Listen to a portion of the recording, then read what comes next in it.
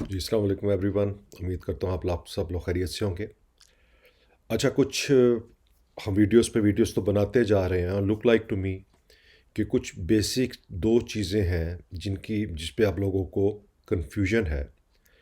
So I thought कि मैं उसको थोड़ा सा फर्दर क्लैरिफाई कर दूं ताकि आपको मकसद पता लग जाए इसका, कि इन फंड्स का या इन चीज़ों का नाम क्या है, विच इज़ डजंट मीन कि इनका फंक्शनैलिटी सेम है। ठीक है। तो ये दो चीज़ें हैं जिसके बारे में मुझे कई इंक्वायरीज आई हैं, पीपल आर कंफ्यूज। तो मैं उनको डिस्कस कर दूँ। एक, वो कह रहे हैं कि हमें आप एमरजेंसी फ़ंड को एक्सप्लेन कर दें, क्योंकि हमें तो एमरजेंसी फ़ंड लगता है कि हमने कुछ सेविंग की हुई है और जब भी कोई मसला पड़ता है घर में तो हम उन पैसों को यूज़ कर लेते हैं।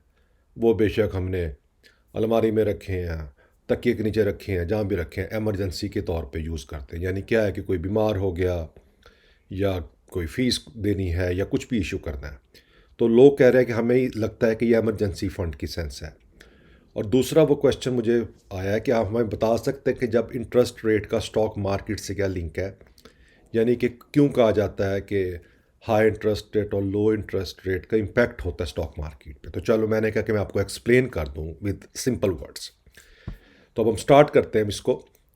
तो देखिए, इमरजेंसी फंड जो इन्वेस्टमेंट पॉइंट ऑफ व्यू से मैं हमेशा कहता हूँ, या लोग भी यही कहते हैं कि एक 50-30-20 का रूल होता है जनरली एज वाइज। मैं इसको 20s की एज लेके चल रहा हूँ।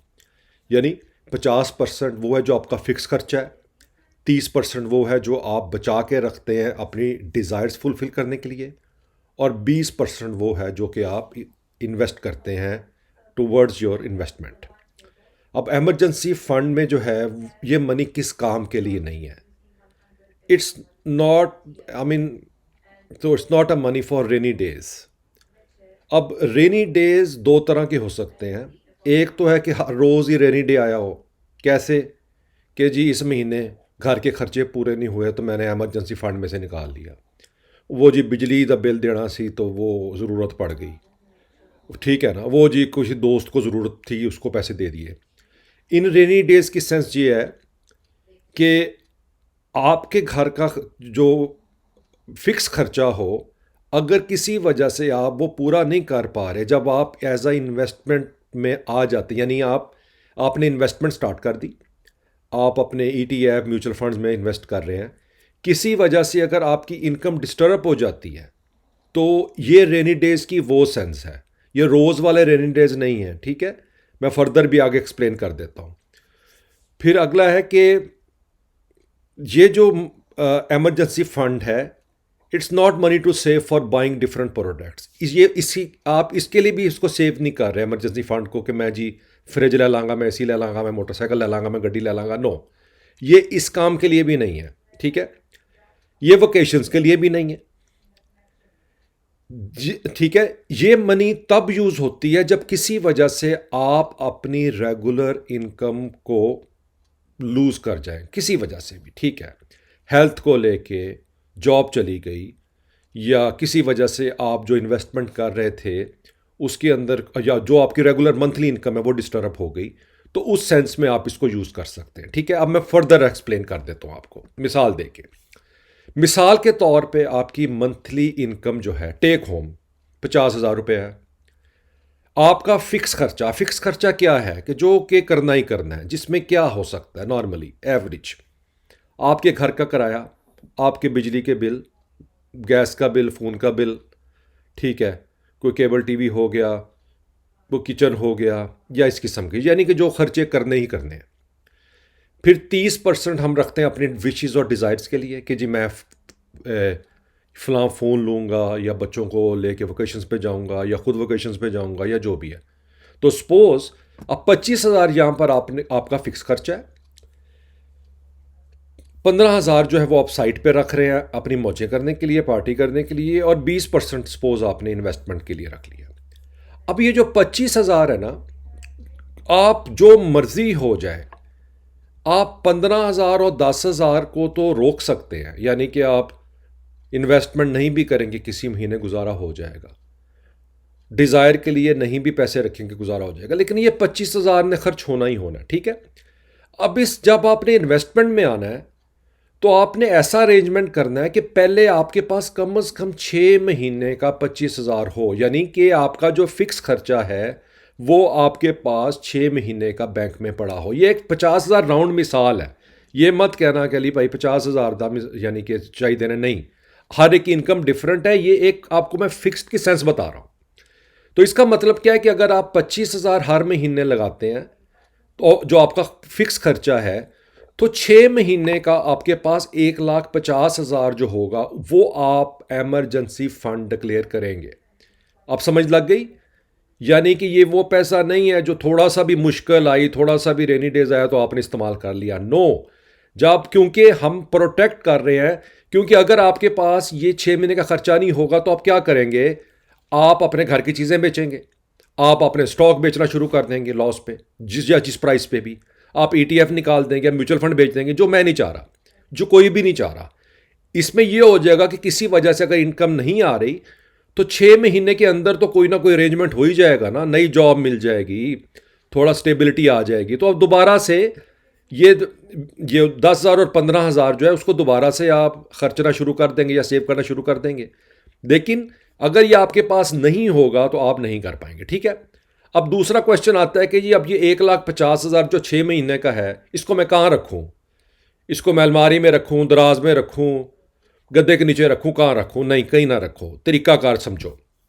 सारा कुछ कैश पे नहीं रखना। अब फर्ज करें अब आपके घर आपको फिक्स इनकम आपकी 1,50,000 है, तो अब आपने क्या करना है? आपने पहले महीने का खर्चा तो रख लेना सेविंग अकाउंट में या घर में, ठीक है। बाकी क्या रह गए? 5 महीने। उस 5 महीने को आपने रखना है लो रिस्क लिक्विड फंड्स में। आपको नहीं पता आपको इमरजेंसी फंड की ज़रूरत कब पड़े, अल्लाह करे ना ही पड़े। तो उसमें क्या होगा कि अगर ये इन फंड्स में रहेंगे तो आपके इमरजेंसी फंड में ये पैसा भी ग्रो होता रहेगा। तो सपोज अगर आपने यानी कि 1,50,000 है 6 महीने का, 1,25,000 अगर आपने इनमें से किसी फंड में भी रख दिया तो वो क्या होगा कि 1,25,000 भी ग्रो होता रहेगा। तो जब आप यूज़ करेंगे तो मे भी वो 1,25,000 1,40,000 हो जाए, 1,75,000 हो जाए, 2,00,000 हो जाए, पता नहीं कब ज़रूरत पड़े, बट एटलीस्ट वो ग्रो तो होगा ना। ये नहीं है कि वो सेम रहेगा। अगर वो सेविंग अकाउंट में पड़े रहेंगे या घर में पड़ा रहेगा तो वो सेम रहेगा। तो क्या करना है? पहले मंथ का खर्चा सेविंग अकाउंट में रख लेना है जो उसी वक्त आपको मिल जाए, क्योंकि इसको फिर लेने पे 2-4 दिन लग जाएंगे। और बाकी 5 महीने का इमरजेंसी फंड आपने इनमें रख देना। अब मिसाल क्या है? अब मिसाल है एनआईटी का मनी मार्केट फंड। ये क्या है? ये सारे लो रिस्क लिक्विड फंड है, लो रिस्क, ठीक है, ना होने के बराबर, यानी कि बहुत ही कोई तबाही मच जाए दुनिया में तो अलहदा बात है, वरना ये बिल्कुल समझे इक्वल टू कैश ही है एक तरह से, नॉट एग्जैक्ट इक्वल लेकिन बहुत सेफ है। UBL money market fund, MCB cash fund, Islamic में देख लेंगे तो Meezan cash fund, Almeezan Islamic income fund और HBL Islamic income fund, as money market HBL Islamic money market fund, ठीक है। तो ये कुछ एग्जांपल है। आई थिंक अब आपको डेफिनेशन पता लगी होगी कि एमरजेंसी फंड इन्वेस्टर के पॉइंट ऑफ व्यू से और तरह होता है। हमारे घरों में हमें यह समझाया जाता है कि कोल पैसे रख लो, ठीक है, कोई बीमार हो जावे या कोई फीस देनी होवे या कोई उधार लेना आ जावे या कुछ भी हो तो वो पैसा फ़ौरन निकाल के दे देते हैं। वो एक करें जो करना है, वो 30% जो पड़ा है ना डिज़ायर वाला, उसमें से दे ये सारे काम। ये जो है इसको यूज़ नहीं करना। इसको तब यूज़ करना है जब खुदा ना खास्ता मसला को ख़राब हो जाए और आप इन्वेस्टमेंट कंटिन्यू तो नहीं कर पा रहे पर उसको विड्रॉ भी नहीं करना, ठीक है, क्योंकि आपने कंपाउंडिंग करनी है, वेल्थ बिल्ड करना है, तो यू नीड, आप उनको सेल नहीं कर सकते, ना ही आपको करना पड़ेगा, ठीक है। चलें, ये तो सेंस हो गई आई थिंक आपको अब इमरजेंसी फंड की। अब अगली आ जाती है कि इंटरेस्ट रेट और स्टॉक मार्केट का लिंक क्या है। ये भी क्वेश्चन इंपॉर्टेंट है। देखो ये तो डेफिनेशंस हैं, मैं आपको सिंपल वर्ड्स में बता देता हूँ। ये क्लोजली लिंक होती है। जब इंटरेस्ट रेट ज़्यादा होता है तो उससे क्या होता है कि लोग, उसमें क्या होता है कि फिर लेने के लिए, अगर आप फ़र्ज़ करें, मैं मिसाल देता हूँ कि अगर आपका इंटरेस्ट रेट 22% था तो अगर आप ₹1,00,000 ले रहे हैं बैंक से तो आप 22,000 पे करेंगे साल का, 22% है, ठीक है। और अगर आपका वो इंटरेस्ट रेट 6% है, तो अगर आप 1 लाख ले रहे हैं तो आप 6,000 पे करेंगे। एनुअल की बात हो रही है, डिवाइड कर लें उसको। तो होता क्या है कि जब इंटरेस्ट रेट ज़्यादा होता है तो बोरिंग कॉस्ट बढ़ जाती है। तो कंपनीज क्या करती हैं, अब अगर वो किसी बिजनेस को लाख रुपए की ज़रूरत है, तो मुझे बताओ कि भैया वो लाख रुपए अगर ले भी लेगा तो वो 22,000 22% से कैसे वो खर्चा उतारेगा। उसने तो बिजनेस में पैसा लगाया, तो which is practically not following. तो उसमें क्या होता है कि जब राइज करता है इंटरेस्ट रेट, तो लोग क्या करते हैं कि वो स्टॉक मार्केट से भी पैसे निकाल लेते हैं और इन्वेस्टमेंट भी नहीं करते, और वो क्या करते हैं कि वो पैसे को रख देते हैं बैंकों में कि जी इंटरेस्ट, और आराम से बैठ के खाते हैं जैसे पाकिस्तानियों ने इन डे में खाया है। समझ लग गई? तो क्योंकि कॉस्ट हाई हो जाती है, इंटरेस्ट इतना वापस करना मुश्किल हो जाता है, तो देन पीपल थिंक कि जी इंटरेस्ट रेट हाई है, so we basically just keep this money in a safe location. Investor क्या करता है, वो हाई रिटर्न बॉन्ड में इन्वेस्ट करता है, फिक्स्ड इनकम इन्वेस्टमेंट करता है, ठीक है, और स्टॉक में लेस इन्वेस्ट करता है जब इंटरेस्ट रेट हाई होता है। कंपनी क्या करती हैं, company face higher higher borrowing cost which can reduce their profit and stock price. अब कंपनी को अपने ऑपरेशंस रन करने के लिए अगर पैसा चाहिए होगा, तो वो कैसे इतना ज़्यादा इंटरेस्ट रेट पे पैसा लेंगे। तो कंपनी फिर क्या करती हैं कि उनको ग्रो नहीं हो पाती उस फाइल में आके, क्योंकि अगर वो इतना ज़्यादा इंटरेस्ट रेट पे पैसा लेंगी तो वो कैसे खर्चे भी निकालेंगी, बिजनेस भी चलाएंगी और बैंक्स को भी वापस करेंगी। दैट्स वाई उनके स्टॉक की प्राइसेस भी गिर जाती हैं। मिसाल देता हूँ, जैसे इंटरेस्ट रेट हाई होता है, आपने देखा सीमेंट में, मैं आगे सेक्टर का बताऊंगा, ठीक है, केमिकल्स हो गया, गाड़ियों को देखो, क्योंकि अगर जब इंटरेस्ट रेट हाई है तो आप क्या बैंक से गाड़ी फाइनेंस करवाओगे? आप कहोगे नहीं यार, अगर 5 लाख की गाड़ी है ये मुझे तो पड़ेगी जाके 15 लाख में, तो मिसाल दे रहा हूँ, तो मैं क्यों लूँ? तो दिस इज़ द थिंग, ठीक है। फिर इन्वेस्टर क्या करता है, वो क्या करता है, रिटर्न फ्रॉम, तो उस वजह से क्या होता है, प्राइसेस जो होती हैं वो आपकी फ्लक्चुएट करती हैं। और जब लो इंटरेस्ट रेट हो जाता है तो उस पर क्या होता है कि बैंक जैसे अब ला के पीछे आप लोगों को इस टाइम क्या दे रहे हैं, 7 8 9%, आप कहते हो कि यार नहीं, अब मुझे इतने अच्छे स्टॉक्स हैं। तो जब इंटरेस्ट रेट नीचे होता है तो फिर पैसा निकलता है। अब जैसे फिक्स इनकम बैंकों से निकल रही है और वो म्यूचुअल फंड में जा रही है, स्टॉक मार्केट में जा रही है। पाकिस्तान में थोड़ा सा ट्रेंड डिफरेंट हुआ है, दुनिया में इस तरह नहीं होता। तो आपको समझ लग गई कि हाई इंटरेस्ट रेट पे आपकी बिजनेस एक्टिविटी तकरीबन रुक जाती हैं, लोग इन्वेस्टमेंट नहीं करते हैं, कंपनीज इन्वेस्टमेंट नहीं कर रही होती हैं उस वक्त आके, और बाइंग करने वालों की बाइंग कैपेसिटी भी नहीं होती है, ठीक है, अपर लेवल पे। तो दैट्स वाई एक्टिविटी कम होती है। हाँ, जो महीने का इंटरेस्ट खा रहे होते हैं वो सही खा रहे होते हैं, ठीक है। अब आपको मैं मिसाल देता हूँ, हाई इंटरेस्ट रेट जब होता है तो कौन से स्टॉक चलते हैं? आपने देखा होगा बैंक्स चलते हैं। आपने देखो कितना अच्छा इन्होंने आपको इन बैंकों ने, अगर आपने बैंकों में पैसे फिक्स किए थे तब भी कमा के दिया, और अगर आप डिविडेंड देखो तब भी कमा के दिया, स्टॉक प्राइस देखो तब भी कमाया, ठीक है। मिसाल मैं दे सकता हूं, कई बैंक है। इंश्योरेंस, इंश्योरेंस कंपनी भी हाई इंटरेस्ट रेट से कमाती हैं, because they earn more from their investment. Example, या ठीक है, जब जो इन्होंने इन्वेस्ट किया होता है इंश्योरेंस कंपनी ने, उनको भी ये रिटर्न करती है। पाकिस्तान में अब मैं जैसे EFU लाइफ इंश्योरेंस, जुबली हो गई, ठीक है, ये मिसाल है। फिर food and personal care companies in their sector less affected high interest rate as people will need to buy essential goods. Example, Nestle या यूनिलीवर, उनको फ़र्क नहीं पड़ता।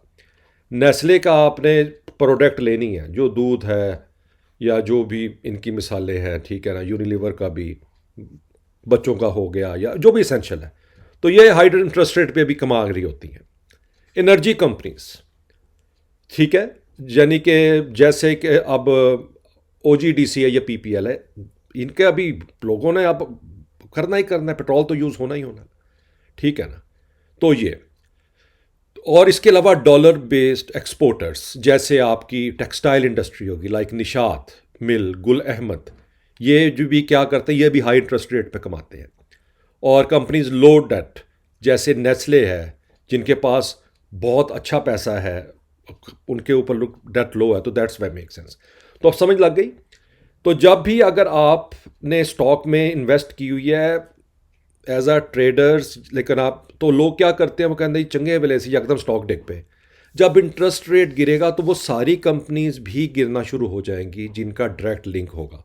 तो नाउ यू गॉट इट कि अगर इंटरेस्ट रेट फ्यूचर में high होगा तो आप इन सेक्टर्स में चले जाओगे, बैंक में, इंश्योरेंस में, फूड में, फार्मास्यूटिकल्स में। ये मैं भूल गया जैसे, यानी कि फार्मास्यूटिकल्स भी इसकी मिसाल है, ठीक है ना। जो मर्जी हो, लोगों को तो स्टिल दवाइयाँ खरीदनी है, तो फार्मास्यूटिकल्स है, एनर्जी है, तो आप इनमें इन्वेस्ट करोगे। अब आ गया कि जब इंटरेस्ट रेट लो हो जाता है जैसे आजकल है, अब कौन सी कंपनी को बेनिफिट होगा? अब होगा रियल इस्टेट को, ठीक है। लोग बोरो करेंगे लेस पे, बिल्डिंग्स बन रही होंगी, मकान बन रहे होंगे, ठीक है ना, क्योंकि अब चीप हो गया ना सब कुछ। सीमेंट सस्ता मिलेगा, केमिकल सस्ता मिलेगा, पेंट सस्ता मिलेगा। तो रियल इस्टेट जो होता है उसको फ़ायदा होता है। आपके पास स्टॉक में रीट है, ठीक है, डोलमे सिटी के नाम से। फिर इसके अलावा ये आपका इलेक्ट्रॉनिक्स, क्लोथिंग और ट्रैवल की कंपनी जो होती हैं, इनको फ़ायदा होता है जब इंटरेस्ट रेट लो होता है। लोग भर भर के फ्रिज एसी खरीद रहे होते हैं, ठीक है ना। फिर ऑटोमोबाइल्स के अंदर भी जैसे गाड़ियों की सेल बढ़ जाती है, आपको भी लगता है कि जी बैंक से मैं लेस इंटरेस्ट पे अब फाइनेंस करवा लूँगा, तो आपकी जो कारों की इंडस्ट्रीज होती है, कार्स की, उसको भी फ़ायदा होता है, सीमेंट को फ़ायदा होता है, ठीक है। जैसे अब आपके लकी सीमेंट है, डिजिका सीमेंट है, बेस्ट बेस्ट सीमेंट है। अब ये लोग क्या करेंगे कि ज़्यादा डिमांड हो जाएगी सीमेंट की, क्योंकि लोगों के पास अब पैसा आ गया, तो दैट्स वाई कंपनीज भी एक्सपेंड हो रही हैं। और फिर टेक्सटाइल, तो टेक्सटाइल क्या होता है कि इनकी बोरिंग चीप हो जाती है, ये फिर ज़्यादा इन्वेस्ट कर सकते हैं, और यानी और मशीनरी लेंगे, नई टेक्नोलॉजीज लगाएंगे, तो ठीक है ना। और फिर केमिकल भी हो जाता है, जैसे ये आपकी पेंट शेड आप कर रहे हो, या अदर केमिकल्स जैसे लकी कोर इंडस्ट्री है, या एंग्रो है, लोटे केमिकल है, तो ये है।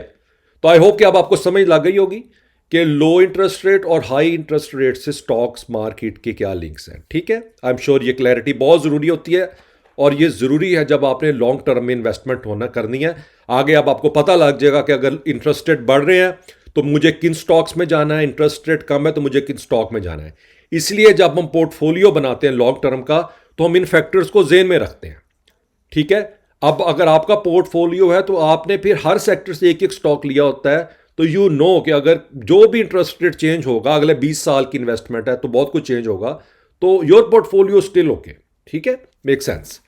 लेकिन खासकर अगर आपने जब भी मार्केट में आना है तो आप इंटरेस्ट रेट को सामने रख के फिर उन सेक्टर्स में आइएगा। ओके जी, ओके जी, कुछ क्वेश्चंस हैं। I remember in one video you suggest about the take term insurance only for health for the treatment etc.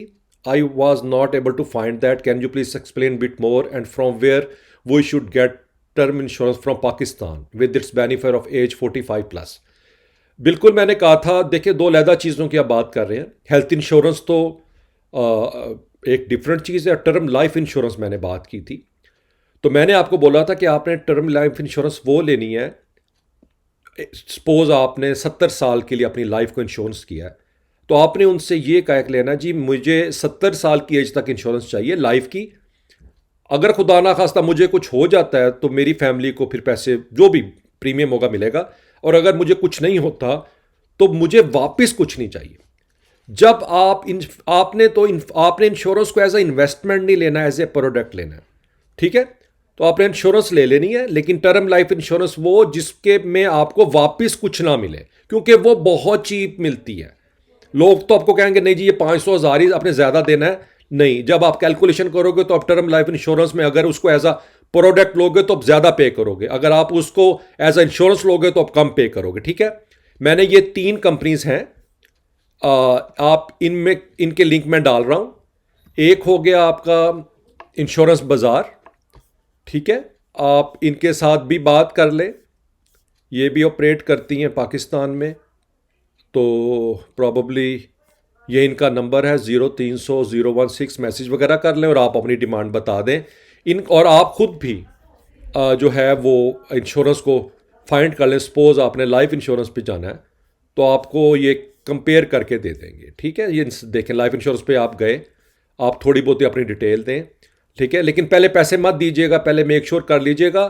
और उसके बाद फिर ये देखें सारा आप अपना डाटा देंगे आप, और ये भी आपको गाइड करते हैं कि अपनी रिक्वायरमेंट बता दीजिएगा, बजाय कि आप डायरेक्ट कंपनी में जाएं। तो आई थिंक ये आपको बेटर कंपेयर कर देंगे। एक ये हो गया, दूसरा हो गया स्मार्ट चॉइस .pk, ये भी आपको कार बाइक हेल्थ और ट्रैवल इंश्योरेंस लेकर देते हैं। और थर्ड हो गया कंपनी लाइक easyinsurance.com.pk, ठीक है। तो इनके भी ये सारी कंपनी जितनी भी हैं इनके साथ काम हो रहा है, तो इनका भी ये नंबर लिखा है, मैं तीनों डिस्क्रिप्शन में डाल दूंगा। तो आप इंश्योरेंस से इनसे कांटेक्ट करें और इसी लिहाज से आप अपनी इंश्योरेंस जो है वो ले लें। कौन सी?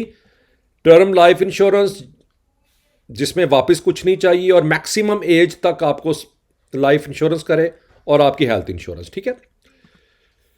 दूसरा है जी महाना मंथली कितने % रिटर्न करता है? भाई महाना मंथली कोई नहीं रिटर्न करता, एनुअल रिटर्न होता है, आप उसको डिवाइड कर सकते हैं। अब मुझे नहीं पता इस टाइम, मुझे लास्ट टाइम को बता रहा था, ये शुरू तो 20-21 पे हुए थे, अब तो मेरा ख्याल क्योंकि स्टेट बैंक ने गिरा दिया है तो इसीलिए इन्होंने भी गिराया होगा। कोई मुझे बता रहा था पता नहीं 13% के करीब है शायद, 12 जो भी मार्केट का रेट है। लेकिन फ़ायदा ये है कि रेगुलर बैंक में से महाना आपको ज़्यादा पे करेगा, क्योंकि महाना के खर्चे कम हैं महाना को रन करने पे। अगर आप बैंक से लेते हैं तो उनके खर्चे ज़्यादा हैं बैंक्स को रन करने पे, तो वो कॉस्ट आपसे मेरे से कवर करते हैं, तो बाकी इनकी रिटर्न ज़्यादा होगी। तो ये एनुअल रिटर्न होती है। फर्दर आप महाना की साइट पे जाके पूछ लीजिए इस वक्त क्या है। UBL and Alfalah mutual fund पर डिटेल वीडियो बना दें जी, इंशाल्लाह ताला आई विल डू इट, मेरे लिस्ट में है ये दोनों, मैं एक्सप्लेन करता हूँ किसी वक्त में। अगला है sir, I want to become a billionaire in 15 years, I am absolutely new to investing, my monthly investing budget is ₹3 lakh, please guide me how I should distribute my investment between stock and mutual fund in order to achieve that goal. ये मैंने reply भी कर दिया था। तो इन भाई साहब को ये माशाल्लाह 3 लाख इनका बजट है मंथ का इन्वेस्टमेंट का, और 15 साल के लिए ये करना चाह रहे हैं। वैसे तो यार अगर आप खुद से ये 3 लाख को वैसे भी अगर लो रिस्क में भी हर महीने रखते जाओ तो वैसे भी आप 15 साल में करोड़पति हो जाओगे, राइट? पर नहीं, दैट्स किडिंग। तो मैंने आपको एडवाइस किया था कि क्योंकि आपको इस तरह नहीं, आपने ना किसी भी वीडियो के पीछे लग के इन्वेस्टमेंट स्टार्ट नहीं करनी। आपके पास माशाल्लाह अच्छी इनकम है, आप अपना पोर्टफोलियो डिज़ाइन करवाओ, ठीक है। किसी भी प्रोफेशनल से आप अपना पोर्टफोलियो डिज़ाइन करवाओ। आपके पास यानी कि large cap, mid cap, small cap, equity, bonds, crypto, सब कुछ होना चाहिए। आप एक प्रॉपर पोर्टफोलियो के थ्रू मूव करोगे तब होगा। ऐसे पैसे मत फंसा बैठना कि जी ये स्टॉक ले लिया और ये ETF ले लिया, नो। आपको पता है कि आपका बजट क्या है, आपको फिक्स इस पे काम करवाना होगा, ठीक है। चलें, I think it's all done for today. तो अगर कोई क्वेश्चन हो, you have my email, my Twitter and the Instagram. तो फिर आपसे होपफुली नेक्स्ट वीडियो में मुलाकात होती है। चले, अपना ख्याल रखिएगा, टेक केयर।